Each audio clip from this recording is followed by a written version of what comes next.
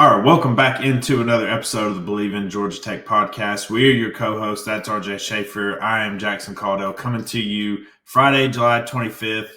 ACC Media Days is wrapped up. Fall camp is starting next week, or I guess still technically it's summer, but fall, training camp for football season's coming up, and we're gonna talk a little bit about everything. But RJ, man, how you doing? I'm feeling great. We get to talk about ACC Media Day. Some people love it, some people hate it, but it's still, you know, getting to talk to Georgia Tech guys, getting to talk to Brent Key, Haynes King, Kyle Eford, Malik Rutherford. So, all the Georgia Tech's big stars. We got to learn a little bit about them, a little bit about Georgia Tech. So, I'm ready to talk about that. And we get to talk about the big extension with one of the best offensive coordinators in the country. So, two very exciting things. Yep, absolutely. But before we get into that, guys, just our regular stuff. Like we are super happy. Like in our last episode, we talked about getting past 800 subscribers. We went well past that. We really, really, really appreciate you guys and all the love you show us. Like it means a lot to us. So thank you for that. Let's aim for 900 and 1,000, and then we're going to keep going on and on. But 900 is the next goal. So if you're listening to this, haven't subscribed, would love it if you did. Like the video, share, tell your enemies, tell your friends, like let them know about Believe in Georgia Tech, and tell them to come check us out. But so I guess let's get into it. So like you said, like ACC, like media days in general are my favorite thing about them is it's a sign that we are closer to football season. Like it is. I'm very privileged to get to go to these things, and I was there in Charlotte. It's also not my favorite event, but we can talk about kind of what happened there. There wasn't really there's no like headline grabber. I think the big headlines at ACC Media Days as a whole was obviously Bill Belichick was there yesterday. Like there was now I was just there Tuesday, Wednesday. I did not stay for Thursday. Once Georgia Tech was done, I was pretty much out of there. But you could tell there was obviously a big media scrum for Bill Belichick yesterday. And SMU head coach Rhett Lashley did kind of make some, or I know he ruffled some feathers of some SEC people with some of his comments. But as far as Georgia Tech, like I think so, a lot of the time for media days, you see coaches, sometimes players, but generally coaches come in there with a message, like they want to tell you about their program, tell you about this team, this upcoming season or whatever. And like there is a clear message there. And I do think you got that from Key kind of right off the bat. Like he wanted to talk about like why he loves Georgia Tech, why he came, wanted to be the head coach at Georgia Tech, and what he thinks Georgia Tech can do for players. And he mentioned, hey, you can come to Georgia Tech and be a first round pick, but you can also be a CEO. Like there's a lot of value in that. Kind of what were your takeaways from either what Key said, Haynes King, Malik Rutherford, Keelan Rutledge, Kyle Eford? Like, what were some of your bigger takeaways? Because like that was the first thing that stood out to me. Like he got up there, talked about the Atlanta business community, which is not something you always hear him talk about necessarily, but just the relationships and just kind of the. I'll go back to Ryan Alpert's introductory press conference a couple weeks ago when I was there. Like the thing he kept mentioning was alignment, alignment, alignment, alignment. Like just from President Cabrera to him to Brent Key to basically all the head coaches, like, hey, we have a certain mission here at Georgia Tech. We have things we want to do. And Key wasn't shy about, talking about that either. Like, he mentioned President Cabrera and just kind of the vision he's had. But that was kind of like one of my bigger takeaways was just that, I think that was the message he's wanting to send. And, he didn't even necessarily talk about how good, he might think his football team is this year. And we both think it'll be pretty good.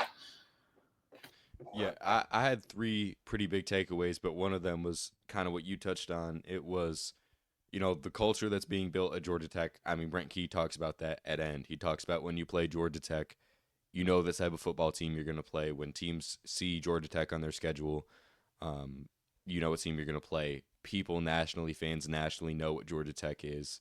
And a lot of it is that toughness. They talked with Haynes King about playing through an injury, running the ball 27 times, when you could have had a single season passing record and a ton of other records that you were in reach for. And all he wanted was to get a win for the team. I mean, he really is what I think Brent Key would be like if he was a quarterback. I think I think they're a perfect match, a match made in heaven. But the two other big takeaways I had was Malik Rutherford talked about the depth of the 2025 team, and I did think this was kind of notable. He said this was the deepest Georgia Tech team since the time he had been there, and obviously Malik Rutherford has been there through some pretty tough times at Georgia Tech, and now he's got to reap the benefits of the turnaround with Brent Key.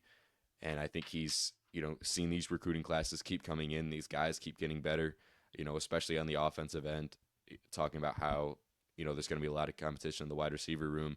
And he sees that depth there. And I think that's something that's a little bit encouraging because, again, ACC Media Days, you're not going to learn a lot that you don't already know. But he didn't have to talk about the depth. Like, he didn't have to say, this is the deepest team that he's seen. Like, I think that is full-heartedly the truth. And my last big takeaway from Media Days was the relationships from top to bottom, because I know that college football more and more every day is more like the pros. Like, these guys are on contract, they're making a ton of money, but you still got to realize these kids are 18 to 24 years old, building relationships with the coaches around them and the players around them. And I think Key talked about this. The relationships all the way from the top, from all the way to the bottom, are very strong. Key's relationship with Cabrera is strong. Key's relationship with the other coaches are strong, especially Buster Faulkner. He talked about that a lot.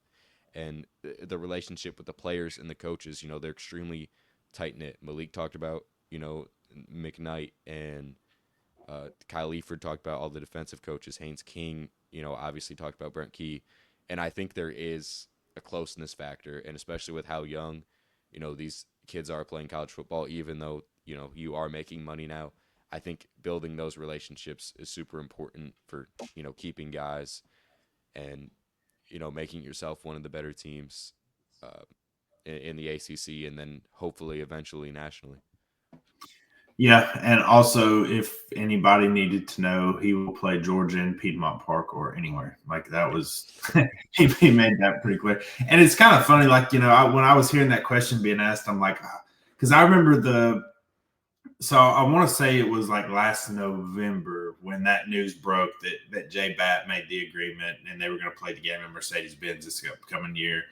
And I don't think it wasn't me, but somebody asked him it because Key had a press conference the day the news broke, and somebody had asked him, and he almost gave verbatim like the same answer. Like, it was just, I don't care. Like, we'll play them anywhere.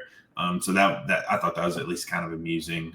There was, one of the things, because a lot of the media there doesn't, they may follow the ACC, but they don't follow Georgia Tech as closely. Like, it's not the same as, like me being there, or, other Georgia Tech media that cover the team every day being there.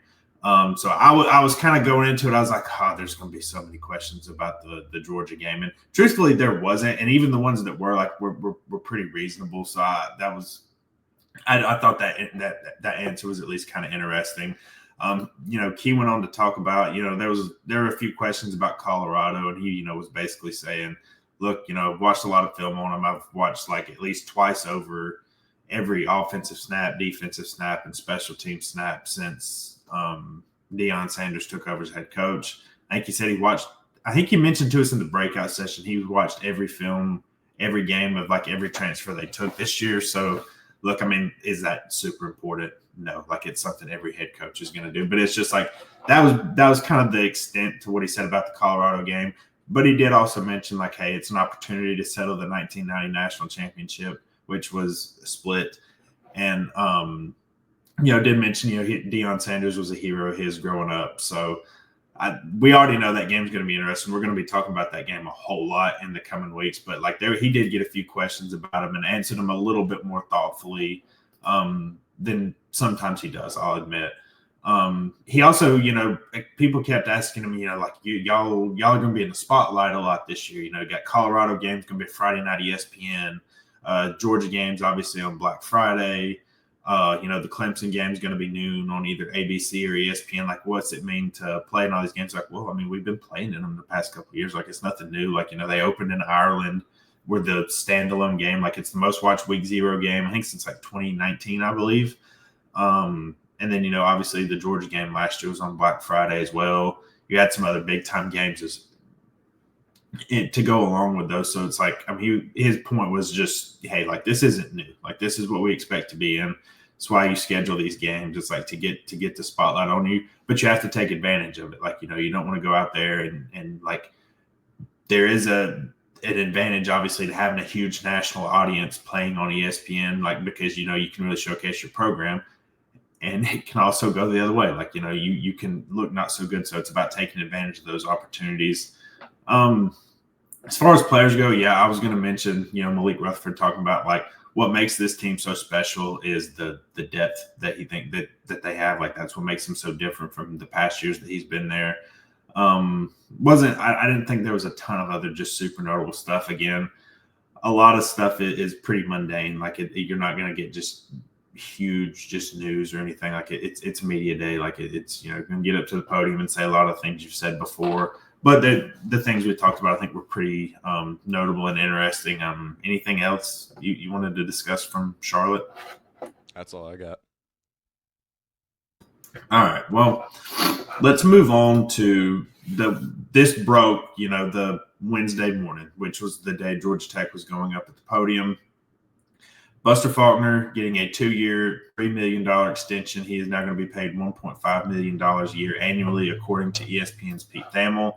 And this is huge news. I'm like probably everybody's like Captain Obvious here, but like this is a big time commitment for Georgia Tech, and one that I don't know if a lot of people thought that they would make. Like, are they going to pay assistants that much money? Because now he's one of the highest paid offensive coordinators in the country. He's one of the highest paid assistant coaches in the ACC as a whole, and he is now the highest paid assistant coach in Georgia Tech history. Like, let me say that again. He is now the highest paid assistant coach in Georgia Tech history. We talk about Buster a lot. I think it gets thrown around too much with certain coaches and whatnot. And like, sometimes I'm careful to use it, but I don't think you're totally off base if you call Buster Faulkner an offensive genius. Like, I think what he's been able to do at Georgia Tech with just and it's not even the way he's been able to adapt his scheme to the players that he has always been incredible to me. Because look, when he got here, like, I don't need to remind anybody of how horrible the offenses were under Jeff Collins. Like, it was just really bad. The way he was you got Haynes King in, you moved Jamal Haynes from wide receiver to running back, which I know he played running back in high school, but he was there at Georgia Tech to play receiver, and just kind of the way they did different things. And then like it was overnight, they transformed into one of the most versatile and dynamic offenses in the ACC, and they've improved each year. Like, I know the running game's kind of the calling card, but like we talk a lot about Haynes King, but like just think of the improvement Haynes King has made since being at Georgia Tech. And look, I know there's probably you have to give credit to a lot of people. Like, I don't think it's just like Buster's the only reason, but I think Buster's a big part of it. Like, I know Chris Winkie, Brent Key obviously play a big part in it as well, but what were your thoughts when you heard about this, kind of the commitment Georgia Tech shows that they're making in doing this? Yeah, I think it's huge because it's not very often that you see a coordinator heading into his third year at a school and they already have an established identity before that, being almost totally in the gutter. Like we all saw the Jeff Collins days. I think he's done an incredible job, especially with Haynes King, because I understand that Haynes King is an incredibly hard worker and he would do literally anything for this team. But Haynes talked about this at ACC Media Days, even where he was dealing with that injury. He was out for 2 games, and he talked to Buster Faulkner, and he's like, the shoulder still hurts, but I want to get in this game. And Buster Faulkner worked him, into these run packages and, got him into good positions. I mean, basically using him as a running back under center. Like, it was no secret that was what it was going to be. And even though that was the case, they still couldn't stop it. Like, I think Haynes King, played in that game pretty well. But I think Buster uses his resources so well. And it's not that there's not talent at Georgia Tech, because there is, but he uses it to the maximum ability. Any way he can get Malik Rutherford the ball, any way he can get Jamal Haynes the ball, he'll do it. And all of these guys, are bought into the type of system that he has. And now you've locked him up for even longer. And we've talked about how, a lot of teams are going to want Buster Faulkner, and this, kind of puts the icing on the cake, at least for a little while, that he's going to be at Georgia Tech. And I think that's very exciting, because I don't think it's a secret that he's one of the best coordinators in the country. Yeah, if you need any evidence, he's like, just in terms of like the versatility and just how, like, I won't say complicated, but just how awesome his scheme and stuff. I don't know if any of y'all follow Coach Dan Casey on Twitter, but like he's like a football junkie. He talks about Faulkner's offense a lot. He released a Twitter thread, and it was just like a lot of the stuff like Faulkner does in terms of just basically the entire offense. I encourage everybody go check that out. Like it's really awesome to watch. And he always does a really cool job doing that. But I think the message it sends is just the commitment. And I'll just go back to one of the buzzwords, which is alignment. Like I think they know how good Buster is and how important he is to the program. And there's been pretty much, since he started having success at Georgia Tech, there's a lot of rumblings about some group of 5 jobs. I remember there was a report in The Athletic about him being a candidate at Georgia State before Dale McGee took over. Again, these are just reports from other outlets. I don't know how serious they were. There was some Southern Miss buzz this past offseason. I know there's always been talk about, if Mike Bobo ever got fired or left Georgia, whatever the case they got going on over there, like with Georgia target Buster, because obviously he had been an analyst at Georgia or quality control or something along those lines there. So, but I think this just shows the commitment that Tech wants to put into football and just keeping one of the best offensive coordinators in the country in Atlanta. Like that's just a huge deal. Obviously, like we know with Haynes King this year, how special this offense could be, but it's also just forward looking too. Like he's been a huge fan of Aaron Philo since his days at Prince Avenue Christian. Like, I know he was really big on him as a recruit, and that's continued on to Philo being at Georgia Tech. And, we saw glimpses of what Philo could do. So it's huge to have continuity. And I think that's one of the more underrated aspects of college football. And it's, a lot of times, when we're doing preseason rankings or we're doing whatever have you, it's like, I think sometimes, it's just obviously the roster is important, but the coaching staff continuity, I think, is something that gets lost on people. And it's like, not to veer too far off from Georgia Tech, but it's like I've talked a lot about how much I like Duke coming into the season. And a big reason for that, truthfully, is just literally every single coach of theirs is back. Like it's you can kind of just do things faster. And then when you upgrade the personnel, there's not as much of a learning curve and everybody knows how to work with each other. And I think that's just a really underrated part of college football these days when there's so much turnover and so much change. So, look, Buster staying there is huge. Chris Winkie, Jeep Wade, Norvell McKenzie, just the whole offensive staff, just that continuity, I think, is just huge for what I think should be one of the best offenses in the ACC and the country, if they can, answer a couple of questions. But this, we thought about leading the show off with this. Like it was bigger than really anything to come out of Media Day was this going down. And I think it's huge. So any other thoughts on that? Yeah. When you talk about, continuity in a coaching staff, like a lot of schools, will sell out and maybe stay with a coach that, or a assistant coach that they don't really want to have continuity. But the fact that Georgia Tech doesn't have to settle and they have an incredibly good coach and they have continuity, I think it's the best of, both of those worlds. And I think that's a very good sign for Georgia Tech for the near future. Yeah, and I know they're a rival, but one of the things Clemson had, ever since Dabo got there after getting the job after being the interim coach there around like 2009, I think it was just the staff continuity they had. There was a little changeover, when he was first there. He had Kevin Steele as defense coordinator, then he brought in Brent Venables. Then, he had some like Chad Morris, Tony Elliott. But there for a while when Clemson was just super dominant, again, just staff continuity. And everybody, staying over. Look, I think it's just a really underrated aspect, and I think it's just something that goes a little underappreciated. But any other thoughts, I guess, on Buster getting an extension, or? I think that's all I got. Congratulations to Buster. Congratulations to Georgia Tech. That's all I got to say. Just, I guess, some other little news and nuggets. Again, this is the most quiet time in college athletics. I know we're about to get kick-started with fall camp and practice and all that kind of stuff, but not really much else to really report about. I know for those that are interested, the volleyball schedule was released the other day. I think they're going to have a really good team this year. They've had some really good teams in the past. That program has grown a ton. So for y'all interested, I did write about that a little bit on Georgia Tech on SI, so go check that out. But we will be back on Monday. That's when we're going to release our official kind of whatever you want to call it, training camp, fall camp.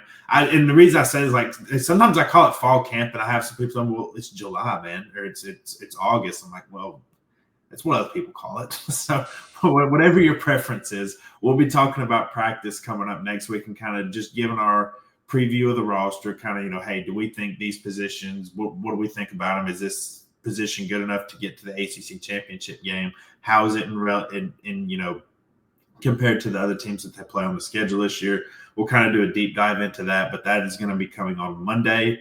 And then, you know, I'll be at practice as much as I possibly can. And then I'll try to, you know, pass along any updates, maybe do some pods along then. Me and Najee both will be there. Our good friend Najee usually comes up here, talks recruiting. He was with me in Charlotte for Media Days, does a great job. Go check his stuff out on the website as well. But that's going to do it for us today. We would really appreciate it if you haven't already. Subscribe to the channel before you go. If you're still here with us, like the video, follow us wherever you get your podcasts, leave reviews there. Love the support you guys have shown us. We're super excited to get to cover what we think will be a really good football season. And we will see you on Monday. Thank you.